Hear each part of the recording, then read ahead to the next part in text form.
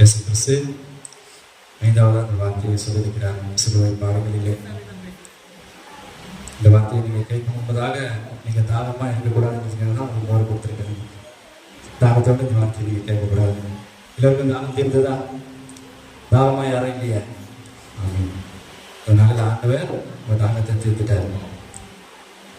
இந்த வார்த்தையை சொன்ன தேவனோட தாகத்தை உங்களில் தீர்க்கிறவர்கள் யார்?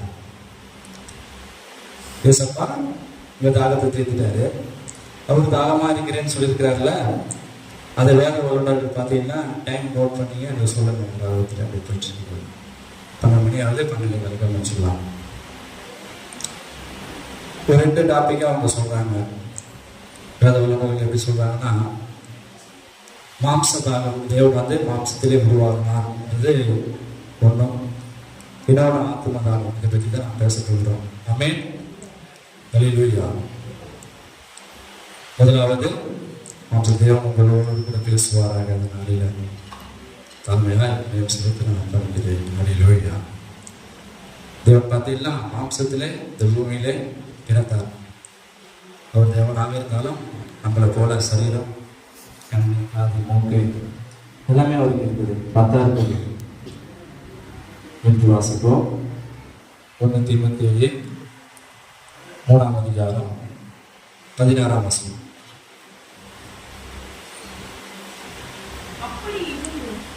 அன்றியும் 1 தீமோத்தேயு 3:16.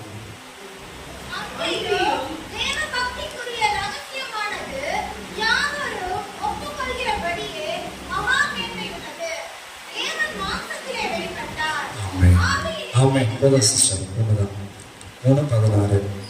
அதில் அந்த மாம்சத்தில் வெளிப்பட அந்த சாப்பிட்டு தான் தேவை. அந்த வாசனத்தை நம்ம பார்க்கலாம். தேவன் பார்த்தீங்கன்னா மாம்சத்திலே வெளிப்பட்டார். இதுதான் ஒரு ஃப்ரூட். மாம்சத்திலே அவர் வெளிப்பட்டார். மனிதனுக்கு உண்டாயிருந்த மாம்ச தாகம், பசி, கவலை, கண்ணீர் விடுதல், இது எல்லாமே வந்து தேவன் வந்து வெளிப்படுத்தினார் என்பதை நாம் பார்க்கிறோம். பைபிள் இதெல்லாம் நீங்கள் படிச்சிருக்கீங்களா? அது எல்லாத்துக்கும் வசனம் இருக்குது. அதை எடுத்துகிட்டு போயிட்டு இருந்தால் டைம் இருக்காது. அத்திமர தண்டையில் போயிட்டு பசி எடுத்தது அவருக்கு. அதனால தான் போயிட்டு பழம் ஏதாவது கிடைக்குமான்னு பார்த்தாரு. இது மாதிரி ஒவ்வொன்றும் நம்ம சொல்லிக்கிட்டே போகலாம். மரியாள் மாதாவோட சகோதரன் இருந்த போது அவங்களோடு கூட சேர்ந்து அவர் அழுதார், கண்ணீர் விட்டார்னு பார்க்குறோம்.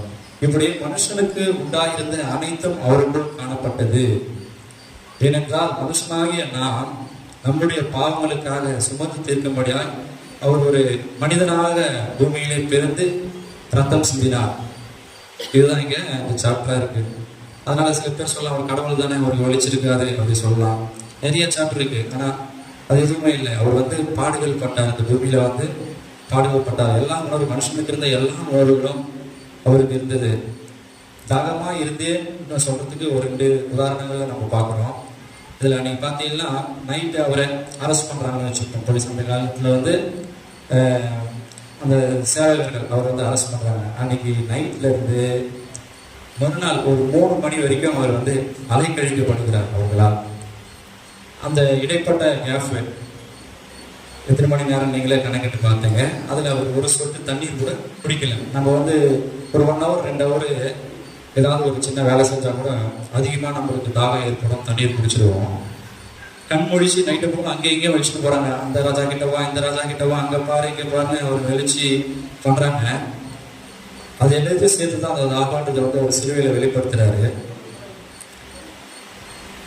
அவர் உடம்புல பார்த்தீங்கன்னா 39 பெரிய காயங்கள் ஏற்படுத்துறதா வந்து இருந்துதான் சொல்றாங்க தேவர்கள்.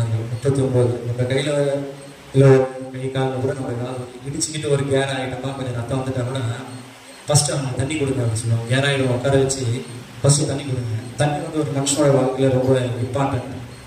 இப்போ 70% நம்ம உடம்புல வந்து தண்ணி தான் இருக்குன்னு சொல்றாங்க. அந்த தண்ணி பார்த்தீங்கன்னா தேவனுக்கு அந்த இடைப்பட்ட காலத்தில் அந்த தண்ணி ஒரு சொட்டு கூட அவர் குடிக்கல. அந்த தாகத்தோடு இருக்கிறார். இதெல்லாம் எதுக்காக நடைபெறுது இந்த உலகத்தில் பார்க்கும்போது, நீங்க ஃபர்ஸ்ட் படிச்ச வசனம் என்னன்னா யோவான் 19:28 அதை படிக்கல. யோவான் 19:28 தாகமா இருக்கிறேன் என்ற வார்த்தைக்கு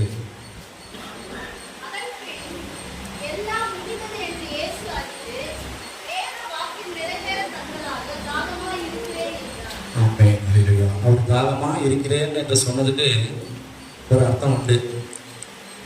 வேத வாக்கியம் நிறைவேறத்தக்கதாக இயேசு கிறிஸ்து இந்த உலகத்துல வாழ்ந்த காலங்கள் முழுவதும் வேத வாக்கியம் அவர் முன்னாடி எப்படி வாழ்வாரு, எப்படி இருப்பாரு, எப்படி மரிப்பாரு என்பதெல்லாம் அந்த முன்கூட்டியே எழுதப்பட்டு இருந்தது.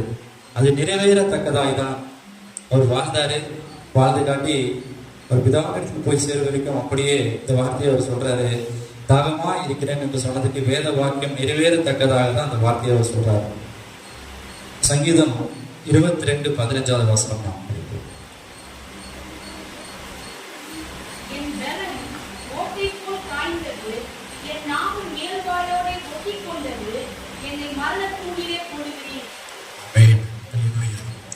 அது எப்படியாப்பட்ட தாகம்ன்றத முன்னாடி எழுதிருக்காங்க பாருங்க.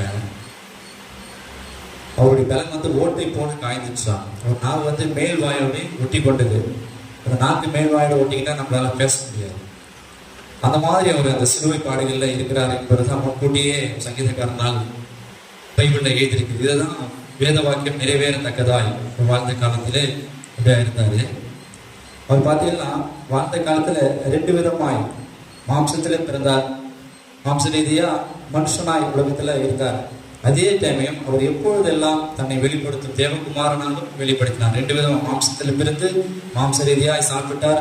அனைத்து காரியங்களையும் மனிதனை போல காலமாட்டாலும் அவர் தேவகுமாரன் என்று அவரோட கூட இருந்தவர்களும் மற்ற ஜனங்களும் அவர்களை விசுவாசித்தார்கள். அந்த காலகட்டத்துக்கு இப்போ பார்த்தீங்கன்னா ஒரு மேரேஜுக்கு அவர் அழைக்கிறாங்க. ஒரு சாதாரண மனுஷன் போல மேரேஜுக்கு போறாரு. அங்க தேவ சித்தம் நிறைவேறும் போது அவர் தேவகுமாரனாக அங்க அந்த அதிசயத்தை செய்யறாரு. இதெல்லாம் உங்களுக்கு தெரியும். அது மாதிரி அவர் நிறைய அதிசயங்களை பைபிள்ல செஞ்சுக்கிறார். அதெல்லாம் அவர் தேவகுமாரன் என்று அவரை வெளிப்படுத்தும்படியாக இந்த பைபிள்ல குறிப்பிடப்பட்டிருக்கிறது. அவர் இப்ப என்ன சொல்றாரு வந்து தாகமா இருக்கிறேன், எவ்வளவு அதிசயங்களை இந்த உலகத்துல செஞ்சாலும் தாகமாக இருக்கிறேன் என்று சொல்றாரு. எப்படின்னு பார்த்தீங்கன்னா ஒரு மனுஷனுக்கு வந்து இப்படியாப்பட்ட ஒரு பாடல் அவர் தேவகுமாரன் எப்படின்றத நான் உங்களுக்கு சொல்ல வரேன். நம்மளாம் மனுஷங்க இத்தனை மணி நேரம் நம்ம காயப்பட்டாலோ இல்லை துன்பப்பட்டாலோ முதல்ல நம்ம என்ன சொல்லுவோம்ன்றத பார்த்தீங்கன்னா தண்ணி கொடுங்க. ஒரு அடிப்பட்டாலோ ஒரு கேரளாவில் ஒரு மனுஷனா இருந்தா என்ன சொல்லுவான்? தண்ணி கொடுங்க, தண்ணி பாருங்க.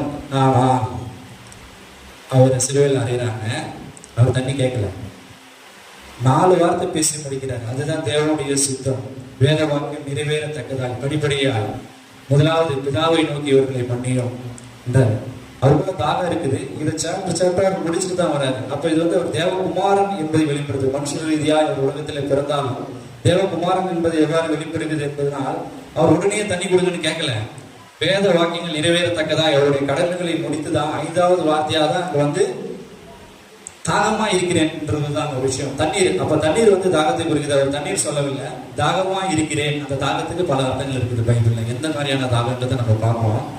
அவர் வந்து 5வது வார்த்தையா 4 வார்த்தை சகோதர சகோதரி பேசினாங்க. அது எல்லாத்தையும் அதை முடிச்சுட்டு 5வதா தான் நான் தாகமா இருக்கிறேன் என்பதை அவர் வெளிப்படுத்துகிறார். அது எந்த விதமான தாகம் என்பதை சங்கீதம் 63:1 வசனத்துல நம்ம பார்ப்போம்.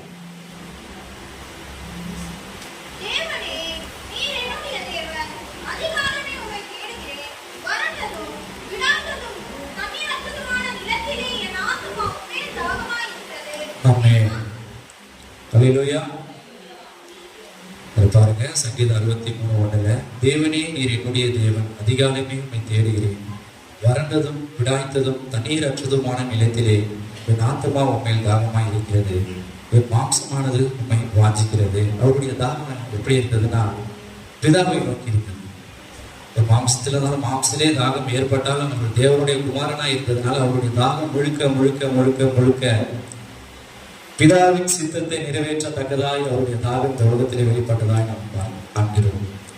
பிதாவின் சித்தம், பிதா எதற்காக இந்த உலகத்திலே வர வைத்தாரோ அழைத்தாரோ அதை நான் நிறைவேற்றும் வண்ணமாக அவருடைய தாகம் வெளிப்பட்டதாய் நாம இங்க பார்க்கிறோம்.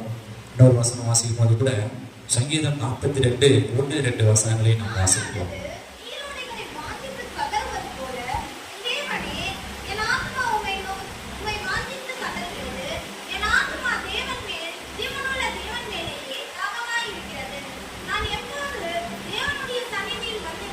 அல்லேலூயா அல்லேலூயா அல்லேலூயா.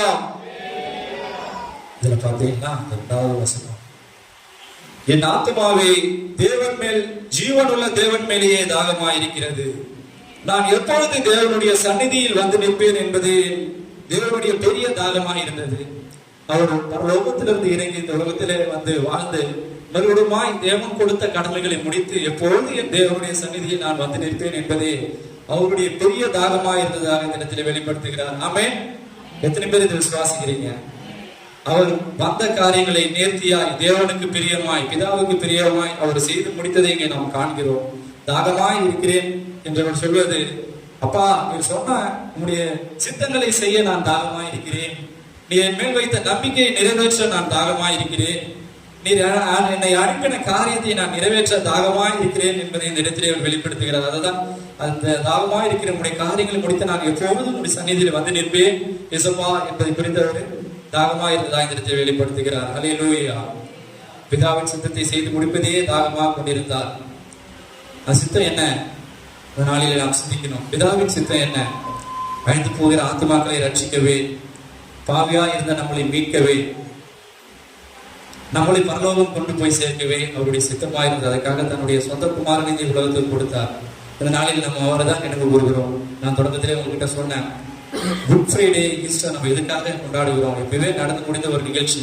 நான் வருஷம் அதை நம்ம எதுக்காக செலிப்ரேஷன் பண்றோம்ன்றதை பார்த்தீங்கன்னா இந்த காரியங்களுக்காக தான்.